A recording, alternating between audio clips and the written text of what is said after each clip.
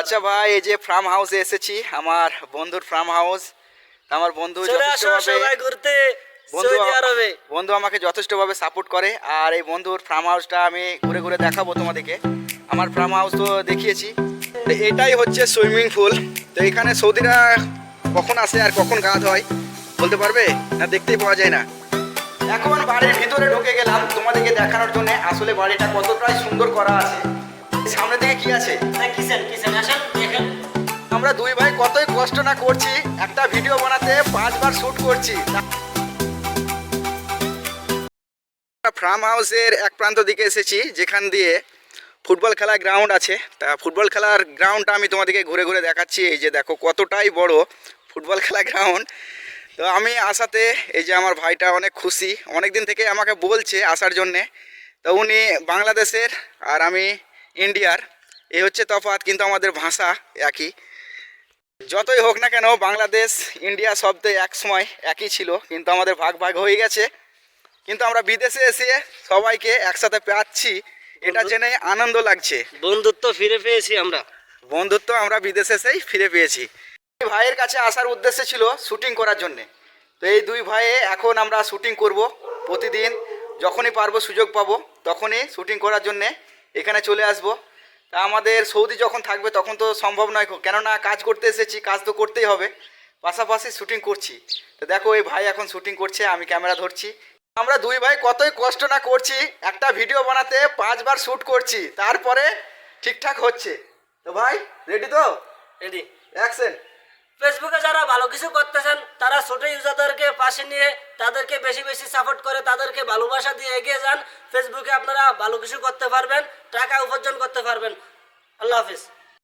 এটাই হচ্ছে swimming pool. তো এখানে সৌদিরা কখন আসে আর কখন গা ধোয় বলতে পারবে না? দেখতেই পাওয়া যায় না। দেখতে পাওয়া যায় না। এদিকে সৌদিরা আসলে আজনবী নট এলাও। আচ্ছা। আমরা সবাই রুমের বাইরে থাকি বা রাস্তায় থাকি, বসে থাকি। তারা যাওয়ার পরে আমাদের কাম হলো সাফ সাফাই করার। আর এখন সৌদি আরবে খুব ঠান্ডা, সুইমিং পুলে পানি নাই, বা পানি যেটা আছে এটা হলো টাইস ভালো রাখার জন্য রাখছি।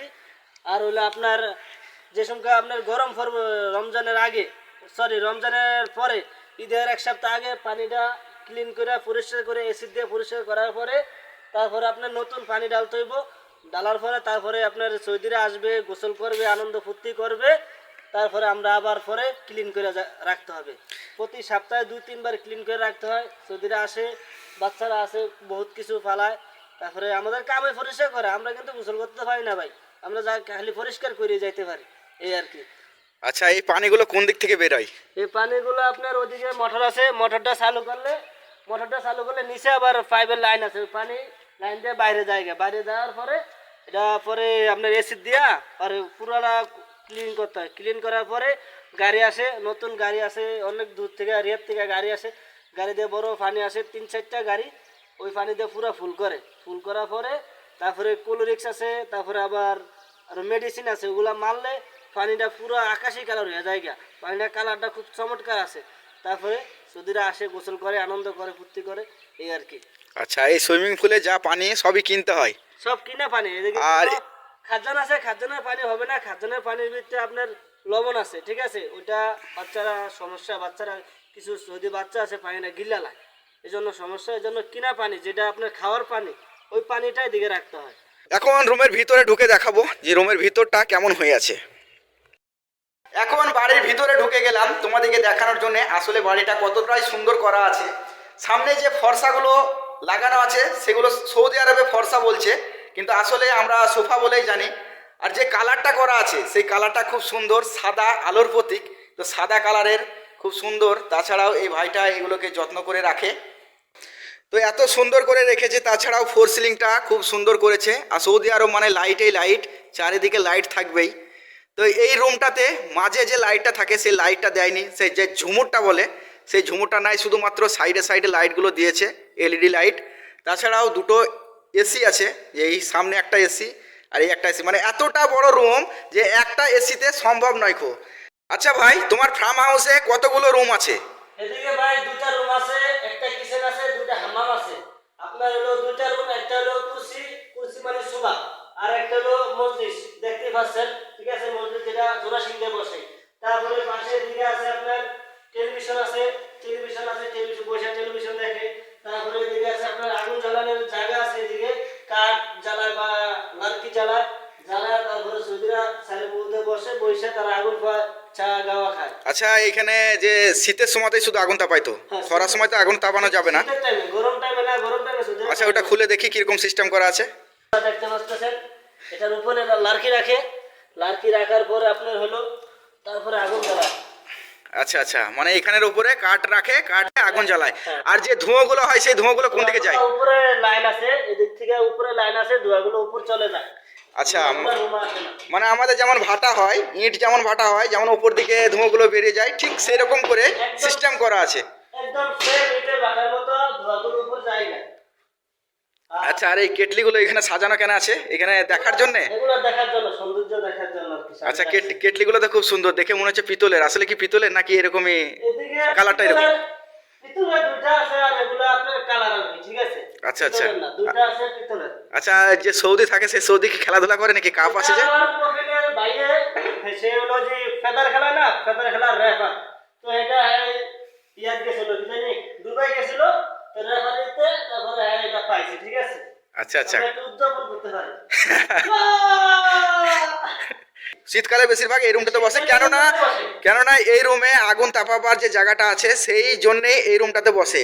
আর যে কুরসি বলছে, কুরসি মানে তো আমরা সকলেই জানি চেয়ার, সেই চেয়ারে বসার জন্যে শুধুমাত্র গরমকালে, সামনে যে রুমটা দেখালাম তোমাদেরকে, আরেকবার দেখাচ্ছি, এই যে রুমটা শুধুমাত্র গরমকালে মানে গ্রীষ্মকালে এই রুমে বসে থাকে। আর বয়স্ক মানুষ যদি আসে, যারা মাটিতে বসতে পারে না, তারা এই রুমে তখন বসে থাকে। আর তাছাড়াও যখন জোয়ান মানুষ আসে তখন এই রুমটাতে বসে থাকে।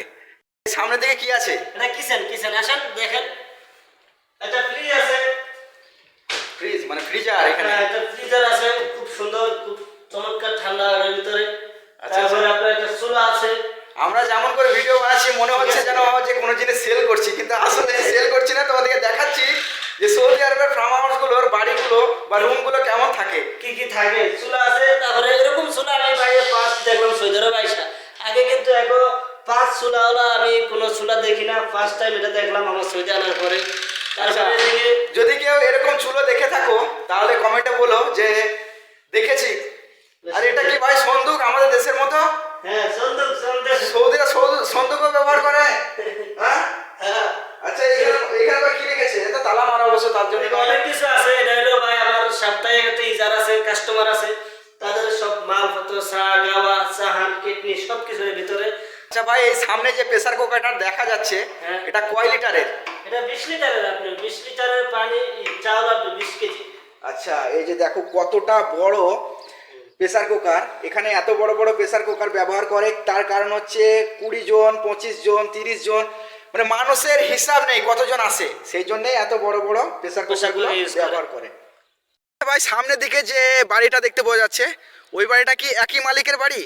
এটা আমার একই সৌদির, আমার কফিলারা 5 ভাই, তারা 5 ভাই মিলে জায়গাটা খরিদ করছে, কিনা দুইটা রেস্তোরাঁ বানাইছে। ওই রেস্তোরাঁ হলো মহিলাদের রেস্তোরাঁ, এটা দেখতেছেন, এটা হলো পুরুষের রেস্তোরাঁ, ঠিক আছে? আচ্ছা, মানে এখানে পুরুষরা মহিলারা সব আলাদা আলাদা থাকে? পুরুষ আলাদা, মহিলা আলাদা, এখানে অ্যাডজাস্ট নো অ্যালাউ।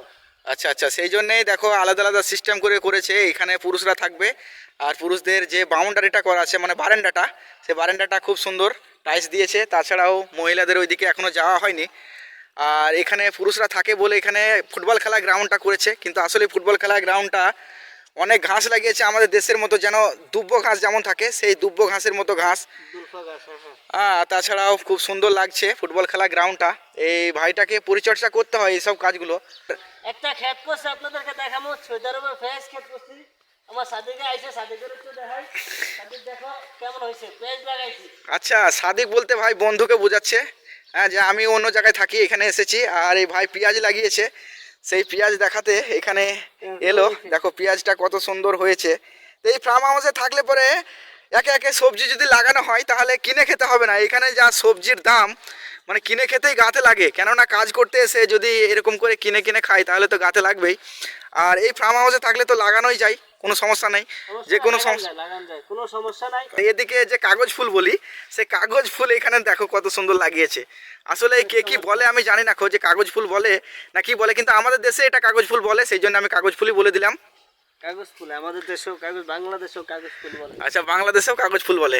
আর এই গাছটা কি গাছ? খুব সুন্দর সুন্দর ফুল ফুটেছে। এটা সবচেয়ে রেহাটা খুব সুন্দর, গ্রামটা এত সুন্দর।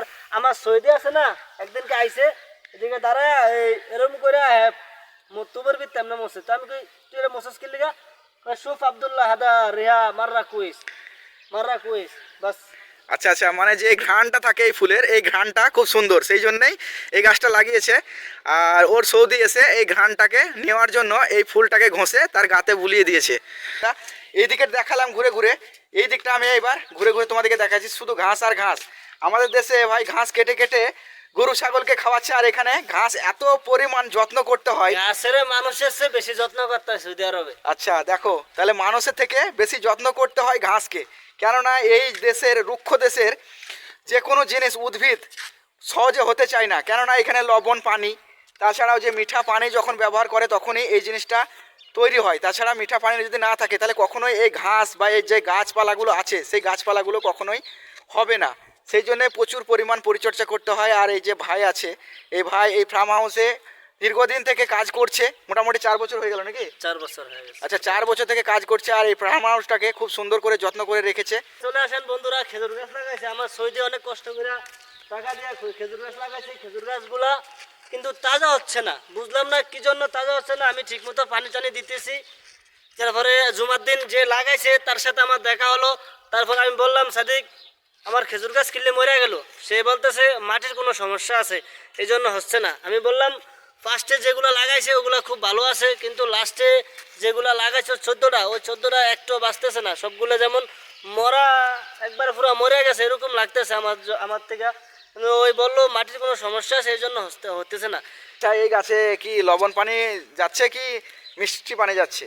এদিকে লবণ পানি দিতেছে, কিন্তু খেজুর গাছে লবণ পানি তো হয় বাঁচে, কিন্তু আমার এদিকে যে লাগাইছে গাছগুলো তারা আমি জিজ্ঞেস করছি, সে বলতেছে মাটির কোনো সমস্যা আছে। আমার অভিজ্ঞ বলছে যে এখন নতুন লাগিয়েছে, দেখো কত বড় বড় গাছ খেজুরের। তো এরকম করে উপড়ে উপড়ে গাছগুলোকে লাগাতে হয়।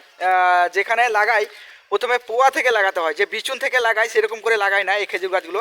তো যেমন কলা গাছ থাকে, কলা গাছে যেমন পোয়া থাকে, সেই রকম করে পোয়া কেটে এই খেজুর গাছগুলোকে লাগাই। তা আমি ভাইকে বলতে চাইছি যে এই খেজুর গাছগুলোতে এখন লবণ পানি না দিয়ে মিষ্টি পানি দিয়ে খেজুর গাছটাকে লাগানোটা মানে যদি লেগে যায়, মানে গাছটা যদি হয়ে যায়, তাহলে আশা করি গাছটাতে লবণ পানি তারপরে দিলে পরে সমস্যা হবে না। কিন্তু আগে লবণ পানি দিচ্ছে বলে আমার মনে হচ্ছে যে গাছটা লাগতে চাইছে না, মানে ধরতে চাইছে না গাছটা মাটিতে।